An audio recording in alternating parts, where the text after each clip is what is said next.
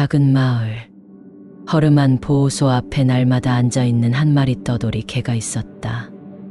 눈은 맑지만 털은 엉켜 있었고 뼈만 앙상하게 남은 몸으로 비를 맞아가며 매일 같은 자리에 앉아 있었다.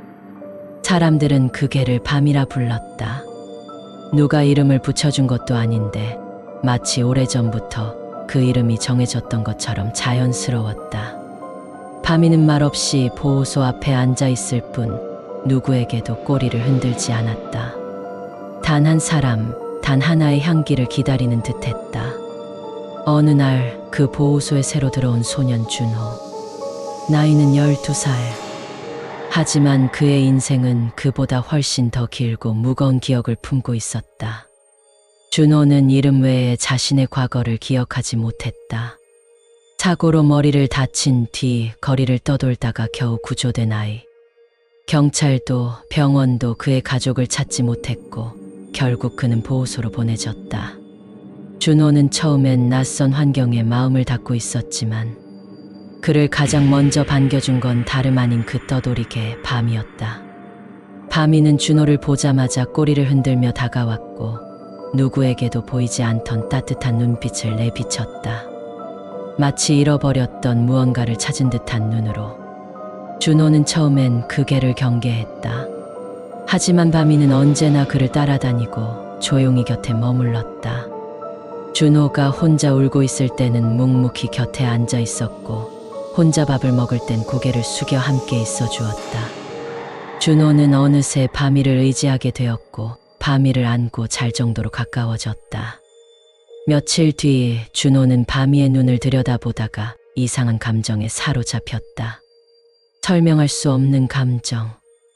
아주 오래전 어린 시절 어딘가에서 이 눈을 본 적이 있다는 생각. 그 밤 그는 꿈을 꿨다. 흐릿한 풍경 속에서 누군가 그를 부르며 울고 있었고 그 옆엔 한 마리의 강아지가 함께 울고 있었다. 다음 날 아침 밤이는 보호소 문을 박차고 뛰쳐나가듯 준호를 이끈다. 준호는 본능적으로 그를 따라 나섰고 밤이는 한참을 달려 오래된 골목길, 폐가, 공원 그리고 낡은 문방구로 준호를 데려간다. 이상하게도 그 장소들은 모두 준호에게 익숙했다. 기억은 흐릿하지만 몸이 먼저 반응하고 있었다. 며칠 후 보호소 봉사자가 낡은 실종 전단지를 정리하다가 놀라 소리쳤다. 얘 이름이 준호라고. 이거 봐, 실종된 애랑 이름, 나이 다 똑같아. 전단지에는 실종 아동 김준호 7 그리고 그 옆에는 함께 사라진 강아지 밤이의 사진이 있었다. 놀랍게도 그 개는 지금 보호소에 있는 그 개 밤이었다. 전단지의 날짜는 무려 5년 전. 준호가 유괴됐던 해였다. 그 순간 밤이가 크게 짖으며 준호를 이끌기 시작했다. 밤이는 미친 듯이 달려 산속 깊은 곳으로 향했고 준호는 아무런 말도 없이 따라갔다. 그렇게 도착한 곳은 오래된 산속 폐가. 준호는 폐가의 문을 여는 순간 온몸이 떨리기 시작했다.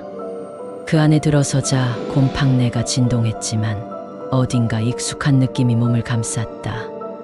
벽엔 아이의 키를 잰 자국, 흐릿하게 남은 낙서, 그리고 구석에 놓인 오래된 인형 하나. 그 인형은 준호가 어릴 때 끼고 자던 이름표까지 달린 인형이었다. 그 순간 준호의 머릿속에 파편처럼 흩어졌던 기억들이 물밀듯 돌아왔다. 준호는 7살 때 낯선 사람에게 유괴됐고 며칠을 끌려다니다 이 폐가에 감금당했다. 어느 날 유괴범은 갑자기 사라졌고 준호는 혼자 남겨졌다. 배고픔과 공포에 떠는 그를 곁에서 지켜준 유일한 존재가 바로 그때 함께 있던 반려견 밤이었다. 밤이는 그날 준호를 지키기 위해 따라 나섰던 것이다. 그리고 그 후 준호는 방황하며 기억을 잃고 보호소로 흘러들었고 밤이는 무려 5년 동안 기억을 잃은 주인을 다시 찾기 위해 전국을 떠돌아다닌 것이다. 그리고 그날 밤 밤이는 준호 곁에서 조용히 누워 있었다. 그리고 조용히 숨을 거뒀다. 5년 동안 아무도 알아주지 않았던 기다림.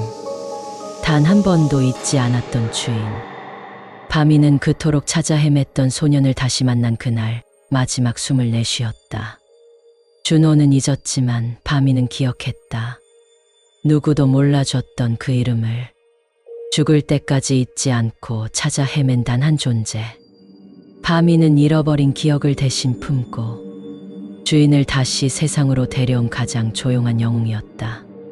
기억이 떠나도 사랑은 남는다. 그리고 바미는 사랑을 끝까지 기억한 단 한 말이었다.